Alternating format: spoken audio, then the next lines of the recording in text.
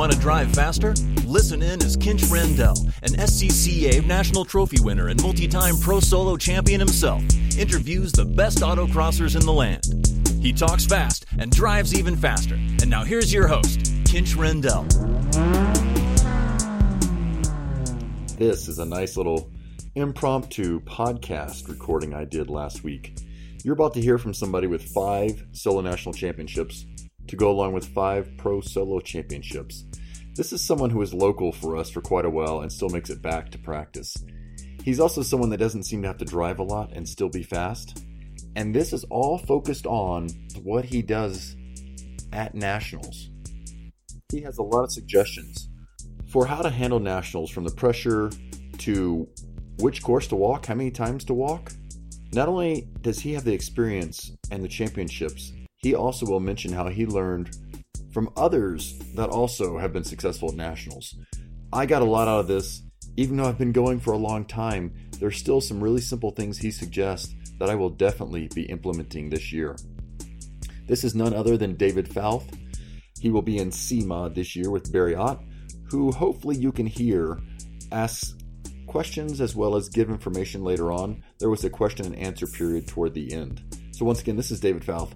5 solo national championships, 5 pro solo championships. The guy I used to follow around here locally, be like, okay, look, that's the line I should probably take because David's doing it. This is one of the many guys I would stopwatch who looked so slow but would be so fast. So I was so happy that he happened to be giving us a bit of a talk, and I brought my equipment to record it. Enjoy and let us know what you will implement this year. And if you have any tips to add, please share them.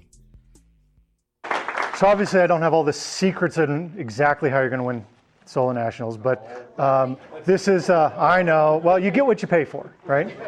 So what I want to do is go through just some notes, and a lot of this is a lot of conversations I've had with a lot of other fast drivers that we have in the region.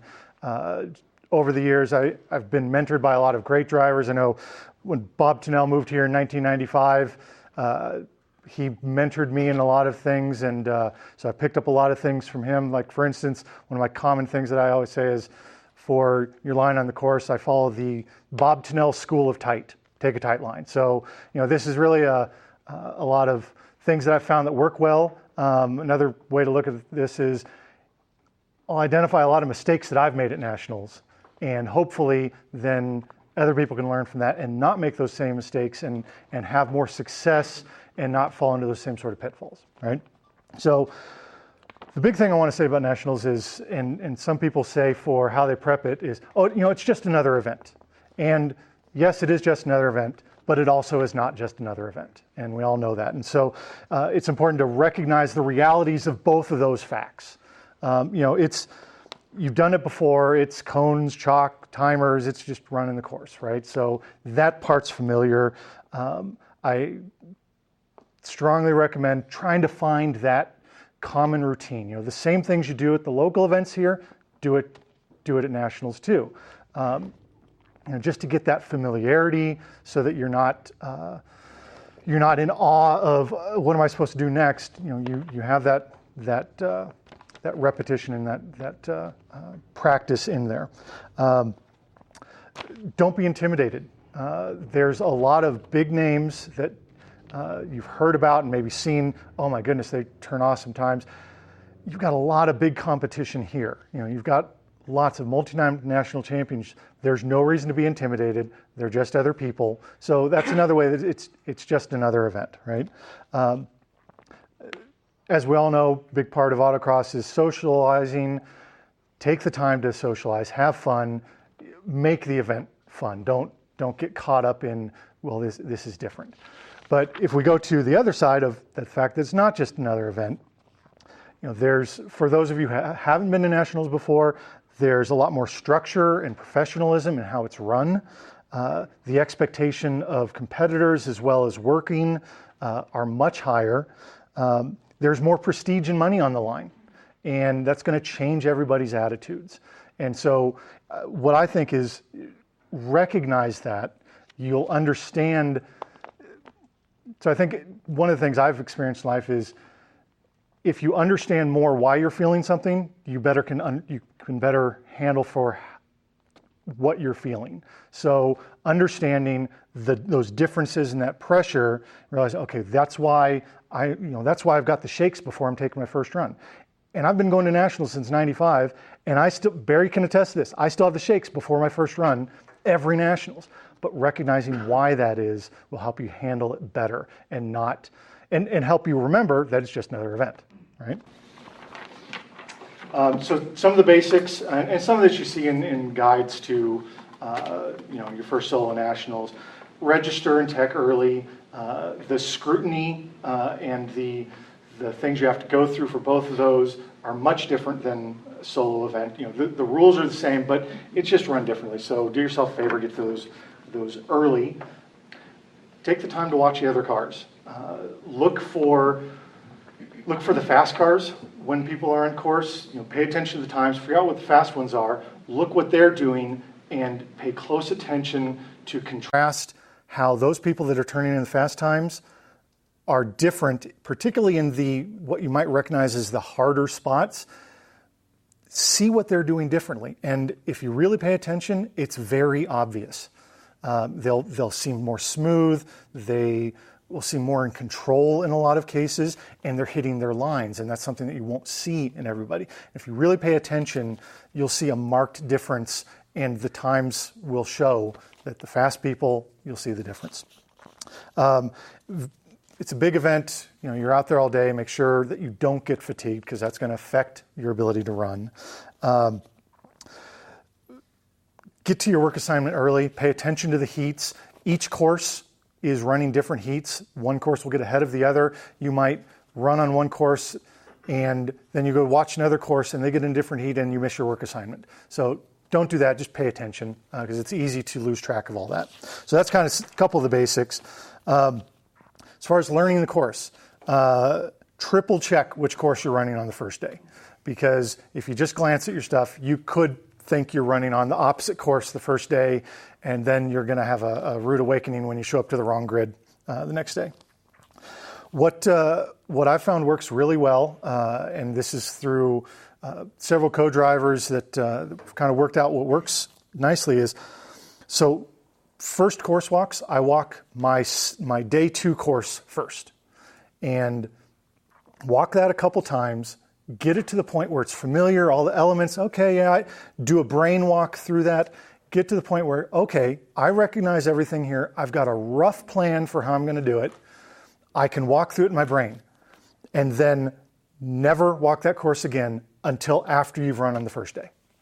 The only thing you need to do on that day 2 course before you finish your day 1 runs is just have a little bit of familiarity. All you want is when you go back to there, it'll be familiar and you're not learning it from scratch. So after you get that brain walk in, where you're familiar with it, then switch all your focus over to the day 1 course from a walking perspective, from a watching perspective. Obviously, if you've got a friend that's running the other course, you want to go watch them. By all means, that socialization is a great part, but put all your focus in your mind and your brain walks that you're doing throughout the day. Put it on that day 1 course. One of the things, the pitfalls that I ran into for many years when I first started going to nationals is walking too much. At some point, walking the course too many times will be detrimental to you. And the way that I found it is detrimental, one, fatigue. If you get to the point where you're just barely trotting along, I got to get one more course walk, you're not doing yourself any favor. But also what I've found is, a certain element of things is feeling the course. When you're walking a course, you can't necessarily pick out to the point, this is exactly where my breaking point is going to be. But if you start to walk it enough, you're actually going to start to think, yep, that's going to be my breaking point. And then when you drive it, I'm going to stick to that breaking point, and now I just broke 10 feet too soon. Because when I was driving it and the feel was there, that wasn't the right spot to brake. But you get to where it's so ingrained and you've got so much focus on those certain elements. I'm going to get right to this cone. I'm going to do exactly this, that you lose the feel part of how you're driving. And the best plan is great, but you need to you need to adjust for what the course is giving you and what the car's doing. And sometimes you might not hit exactly where you wanted to be, but all right, this isn't too bad. As long as I keep the car loaded up, it's not really going to cost me much. But if you're too focused on, I had to be on exactly that, well, now you've just lost the feel and you gave up time to get back over to that. You didn't need to do that, but your mind got so focused on it. So yes, I always walk more at nationals than I do at a local event. There's more in line and I might spend a little more time doing discussions with my co-driver. What's the right line? How should we look at this? But just be wary of the fact that if you're not learning something new about the course, maybe you've walked enough. If you can very easily run through it in your mind, you've got it. And then the other thing I just thought of is if you've walked it too many times and you're walking along, you're looking down and occasionally looking up, you might lose the natural instinct and the thing that we all need to do of looking up and looking ahead. You're going to start focusing on, yep, I need to be on that cone. Yep, I need to be on that cone. That's not how you drive. You need to keep your head up and I see that cone. All right, now I know I've got my curve going right, so I don't need to pay attention to that cone anymore. So that's where the too much focus and too many course walks can become detrimental. Don't confuse social course walks with productive course walks. There's a huge difference. And I know the lines probably blend a bit at local events more than nationals, but your focus isn't the same if you're talking. And sometimes you get on a course walk, someone comes over to you, all right, this is a social one now, because I'm not going to be able to pay that close focus and pay that attention. So just be conscious of that and make the time to do enough productive course walks and then hang out in the paddock, do your talking back there. Another thing I'd also recommend is, if you're not one of the early heats on the first day, find a fast driver and ask them after they've run if they would do a course walk with you. And make sure it's a fast driver that drove fast on this course, not just by reputation. Not every fast driver that gets 1,000 points out of the local event drives every course well. There's courses I've driven nationals like, well, I shouldn't give anybody advice on how to drive this one because I didn't do it well at all. So be aware of their time and I, not to be rude to the person and rub salt in the wounds that they didn't do well, but just look for the person who got it, who figured that one out. And when you're doing that, I don't look for advice. Well, should I be on this cone? Should I be on this cone? This cone? I think the real big takeaways to come from talking to that person who's already driven the course are what on this course drove differently than what you expected. Because everyone, we all know how to walk a course and read a course and have a general line. But until you drive it, the ones were like, well, that was 10 times faster than I thought it was going to be. Those are the things that are advantageous to know ahead of time. And then also, what are the hardest corners on the course to get to your line? Typically, those end up being the slowest corners. But find out, did you have trouble and really have to work and stay super disciplined to get to your line on this? Or, that was nothing. Okay, I'm not going to worry about that one. I know I'm going to go through fine by feel, but now I know I'm going to I'm going to brake early enough for this one. I'm going to get slowed down because I know there's so many people that are going wide here. So those are the two big things I think to get from someone like that. So overall mental preparation before you're running. I'm a big proponent of setting your goal and focus on the details of how you're going to achieve that goal. Your goal might be first place. Your goal might be getting in the trophies. Your goal might be top half, top 2/3, whatever it is. Set yourself a realistic goal and focus on what am I going to have to do in order to achieve that. And then visualize it. Visualize what's going to happen and how it's going to feel when you achieve that goal. Imagine the feeling of elation when you're going to come across the line and you're going to see a time that was even faster than you thought. Visualize yourself walking across that stage and getting your trophy and just the pride of accomplishing that goal. Visualize that And I'm a firm believer that's going to help you focus on achieving that and remove the thoughts and doubts in your heads of, well, yeah, I want to get a trophy, but that's just not possible. The first time I trophied at Nationals, I was just hoping, it was back in the heydays of the Dodge Neons when you had, it was like STX now, you had 40, 50 cars, and there was like 14 trophies, something like that. I was hoping at best for a trophy, but I visualized that I was going to get that. I ended up third that year because I didn't doubt that, I didn't focus on the doubts of, well, maybe I'll just get a trophy. Set that goal and visualize yourself achieving it. And really, I think that helps focus on what you're going for. Get yourself and your car ready early to avoid the stress and panic. Things happen quickly at Nationals.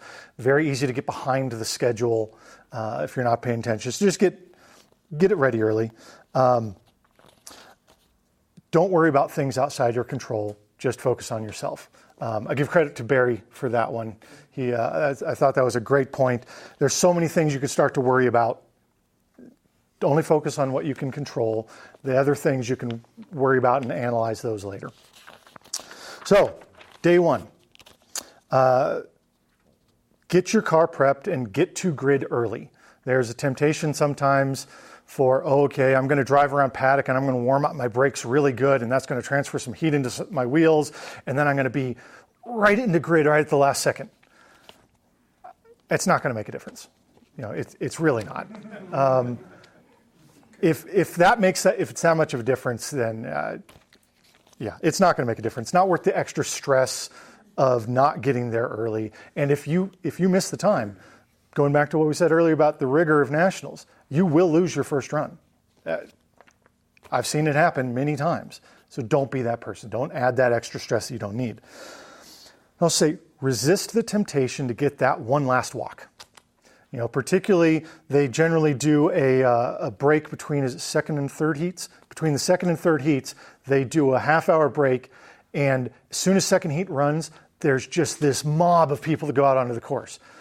So a couple things with that is, one, you're not going to be able to see the course. I mean, maybe if you're one of the people that runs ahead and gets ahead of people, then you might see the course. But do you really think that last course walk, if you've done your other prep, is going to make any difference in how well you do? Or should you instead go back, make sure all your stuff is ready, do some extra brain walks, do your visualization of how you're going to do, and don't add the extra fatigue of doing another course walk on a hot day with high humidity. The value just probably isn't there, and you're just wasting time. Don't be the person that hits a cone before the lights. I did that my first Nationals, and the most embarrassing part about it was Bob Tennell was the starter.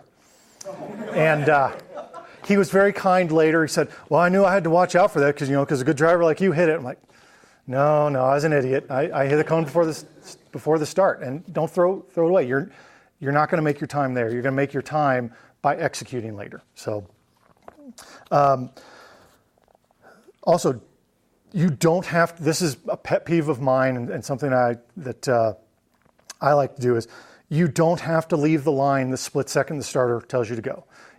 Yes, within reason. We're trying to keep the event going and everything, and that's very important. But you don't need to be sitting there with your revs at 3,000, foot on the clutch.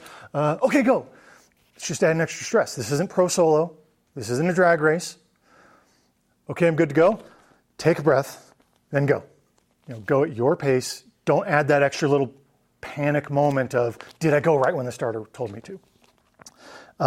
Also, after every run you do, go check the audited results. By rule, they have to have the audited results as well as the corner sheets up for your run for you to review before you take your next run. Go review them. Mistakes happen. If they might have assigned a cone to you didn't know about, and it'll have the cone number, and you can say, oh, yeah, it was that cone. Now I know where I hit that. Just double check it rather than waiting until the end. Driving the courses, recognize that the Lincoln concrete and the elevation is different than anything we have here. Also, the Nationals test and tune concrete is different than the Nationals course. do not plan on running the test and tune course and making any setup changes really and have those translate to the Nationals course. I mean, it's the same site, but the concrete's completely different.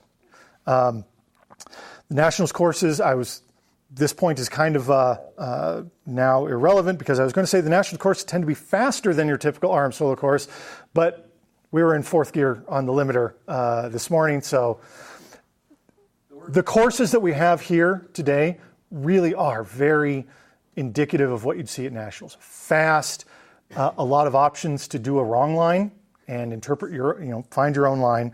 The lots are bigger, the grip is better, the power is increased. So there's just these differences. So you need to be aware of that. As far as driving the course, it's not just for Nationals, this is just the general thing. Be precise. Get to your lines. If you didn't get to your line, make a change. Walking, especially in Nationals, there's so many runs on these courses. You'll find all these tire marks way out all over the place. And I bet they felt really fast, but they weren't. Hit your lines, and if you're not in your line, make your change. Take a tight line, almost without exception, or no, rarely, I'll be a little more fair, rarely is the extra distance worth it. You can compare data between two drivers in the same car, and one's taking a wide line, one's taking a narrow line. You might end up traveling 100 feet or more taking that wide line, and your average speed might have been higher, but it didn't work out. Now, yes, there are some times where you do need to set up. Maybe it's a really tight decreasing radius corner, and you just need to hold your distance out a little bit to make sure you can get out of there. Yes, there are those instances. But generally, take that tight line. It's going to be cleaner on the inside because you don't have the people going out, dirt tracking around, sending dust and bits of tire everywhere. So tighter is almost always going to be faster. Be aggressive. A winning run generally has at least one, wow, I actually did that moment. If I don't think any of the times I've won, I didn't come back on each day with at least one shaky run. And local events, I never have a shaky run anymore, just because I've been doing it long enough. But you have one of those moments that you just weren't sure that it was going to work, but it did. You got to be aggressive while hitting your lines. Be on the edge of the friction circle, whatever line you're on. I mentioned earlier that you might not get to the line that you had planned in your course walk. Well, whatever line you did end up with, as long as it's not some horrifically wide line that you just push really deep where you need to make a change to get back in, whatever lines you're on, make sure you're doing whatever the car can give you. Be on the edge of that friction circle using as much grip or rolling into the power or being on the brakes. Use everything the car has at every possible moment, and it negates those differences, those minor differences of the lines. Never, ever, ever, ever coast. And that's something that you see locally. Lots of drivers do it. I'm coming up this corner. All right, I'm ready for this corner. So I'm off the gas, and I'm coasting up to that corner as I'm starting to roll into the brakes. That's not being on the edge of the friction circle. That's wasting time. If you're ever coasting, you should always be either fully turning or on the gas or on the brakes. There should never be a time that you're off the gas and waiting to turn in, or off the brakes and waiting to turn in because you got off the brakes. If you come up to a corner, and I'm guilty of this because sometimes I get sucked in by a decreasing radius corner that there's a cone early, I'll brake too early. And what you'll quite often see people see, oh yeah, I broke too early, so now I'm going to coast down to where my actual braking spot was. No, get back on the gas, accelerate up to there and brake again. Always be doing everything the car can, never be waiting for it to do it. And your times will drop if you're always on that edge. So, aftermath of day one. no matter how well you did, whether you do poorly or well, whether you are where you want to be in the standings or not, just let it go. Because no matter what happened on day one, it will have no impact on day two. You can't change what happened on day one, is probably a better way to say it. You just got to let it go, whatever day one was, and focus on day two. I would recommend walking through each of your runs in your mind just to make sure it's familiar and you remember, okay, yeah, I overcooked this on that run, just to make sure that you're going to remember it. But then before you do any big analysis of all that, give yourself time to let the emotion and adrenaline subside. You're not going to be... So as a good example, when you interview someone when they won, right after the event, you'll hear all these superlatives. That's the best car I've ever driven, the best handling car I've ever had. No, it wasn't. But their emotions and their adrenaline's high, so they're not doing an objective analysis of what actually happened. Their winning run probably did have some mistakes, but they're never going to recognize that until after the emotion subsides. So just be conscious of that before you do your analysis of how it went. I'd also say, unless you have a really big, significant car setup issue or something broke or something like that, forget about day one and shift all your focus onto day two. So after your after you run on day one, the next moment that you can, start walking day two course. If you ran second heat on day one on one side, if you can, get into the break on the other side. Again, that one you might want to get up ahead of people so you can actually see, but shift all your focus to day two. Same sort of rules about not overwalking it. And in fact, you're going to have less time than you did for day one, typically. So same sort of rules. Excuse me. All right, so now, if you're leading or currently meeting or exceeding your goal, there's a temptation to, on day two, drive carefully. Very few people can drive carefully and fast. So you didn't get to where you're achieving your goal by driving conservatively. You got there by a precise, aggressive run. So you need to do the same thing the second day. There are countless drivers that have been unable to close out on day two, winning, whether it's winning or just achieving their goal, might be up in the mid-pack of the trophies, and then all of a sudden you don't even see they're a few down from the trophies because they couldn't close out day two. They mentally, likely what happened, they mentally let the pressure get to them and didn't just focus and do it like another event. If you're worried about losing, if you're doing well and you're worried about the people behind you, then maybe you had a reason to worry. So don't worry about them. Just focus on doing the same thing again and executing the precise, aggressive run. If you're behind or currently missing your goal, there's a temptation to think, well, I'm going to protect myself from falling further back. Well, that's going to just make you drive cautiously. The pressure's on the people in front of you. Go get them. You don't need to worry about the people behind you. You already beat them once. You know you can beat them. Focus on going ahead. Or if you happen to be leading, go beat them, double your winning margin. Don't worry about the people behind. It's very easy to lose. In 2009, I was driving Ian Mannix's 2002. First day, I had a big lead. Thinking, all right, great, this is going well. I drove cautiously. I think I was fourth or fifth fastest the second day and squeaked by with just a couple tenths for the win. I almost threw that away because I started worrying about protecting my lead. Big mistake. And in fact, one of the things I was going to title my notes on here was the mistakes that David Fouth has made at Nationals, a cautionary tale. So don't make those mistakes. Just go execute the same way. Or if you made mistakes earlier today, go back to your plan of how you know how to drive, focus on that. You can worry about where you ended up later. Over the course of the 3 runs, you can bounce all over the results. It really doesn't matter until that third one. So don't focus on that. Don't focus about, am I ahead of this person or behind? Go faster on your next run. That's all you need to worry about. And I'll say it feels worst after the event to have driven cautiously and lost than to driven aggressively and failed.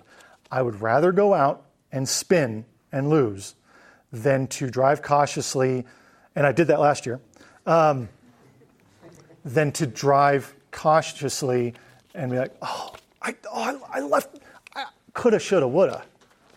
It's absolutely true. That was a lesson for your kids after last year, right? Yes. Exactly that. Yep.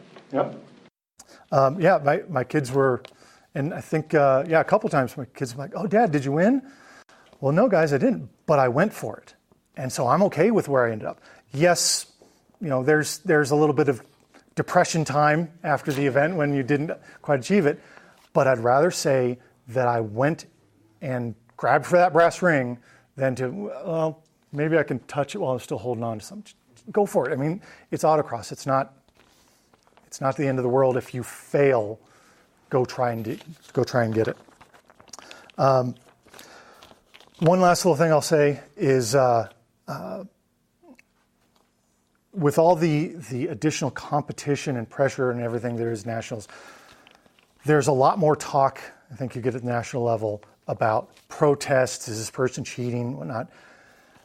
Unless you're certain enough to protest someone, let it go.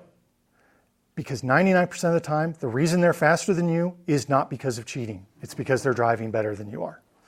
So focus on what you can do and driving your best. Let someone else worry about a protest, or go, if you suspect, maybe they're cheating, fine, go beat them anyways. But don't focus on that. Don't focus on their cheating. Focus on going fast yourself.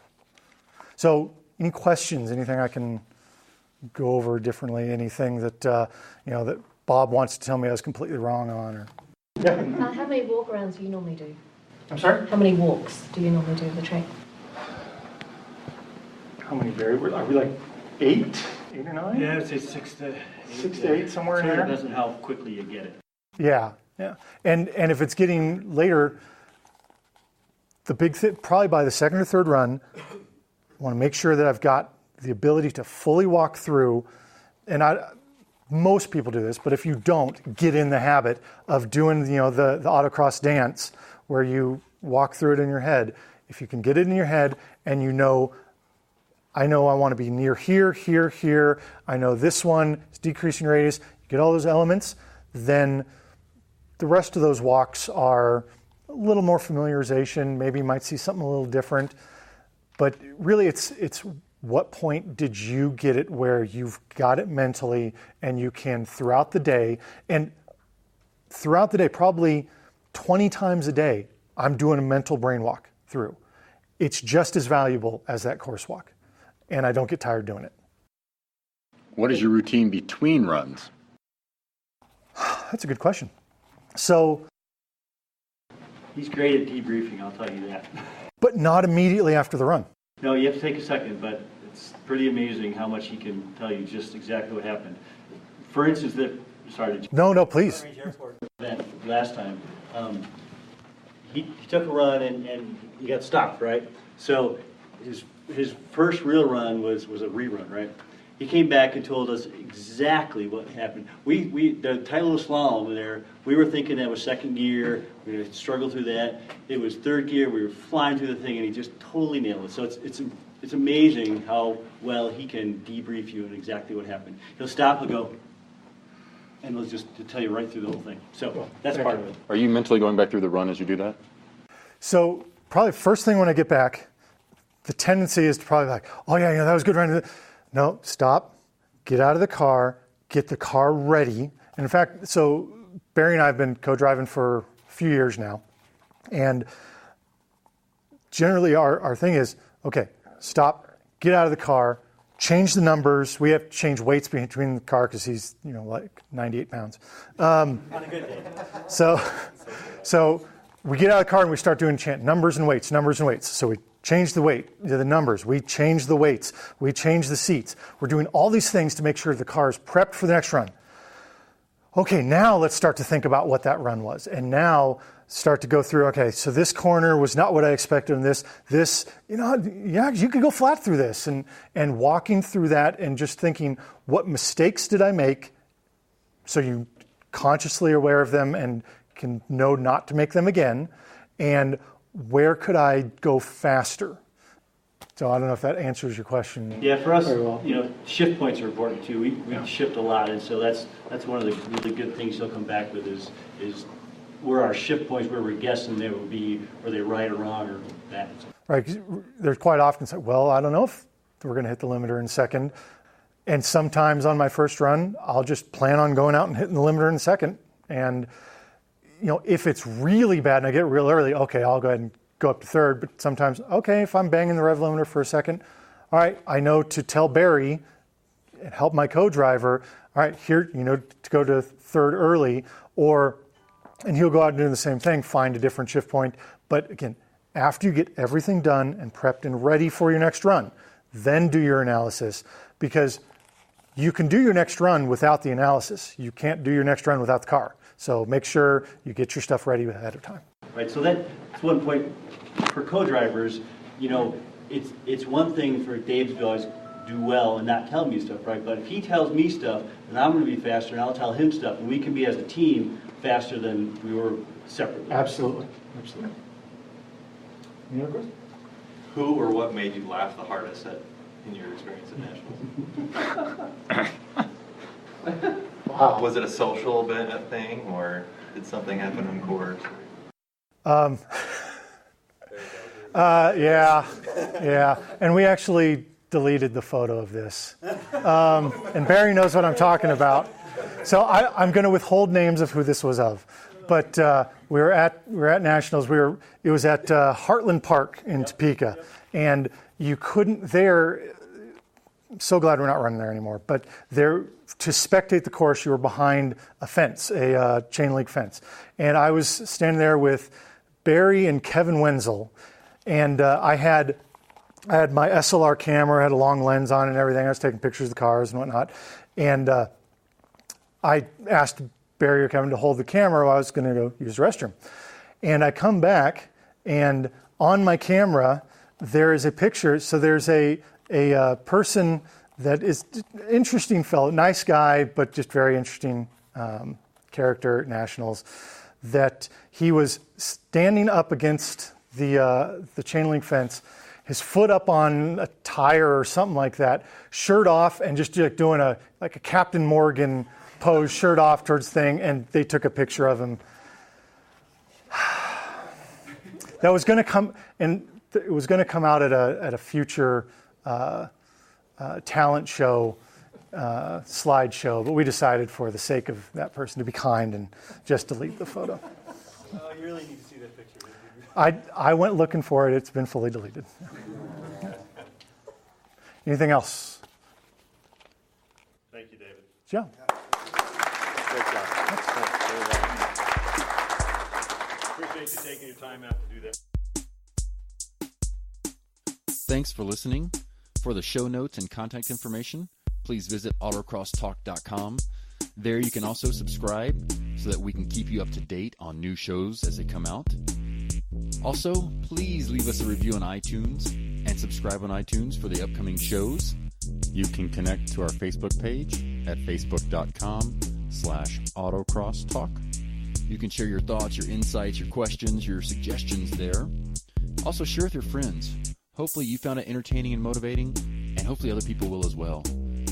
It's been fun, and I hope you enjoyed it. Thanks for listening, and check back next week for the next show.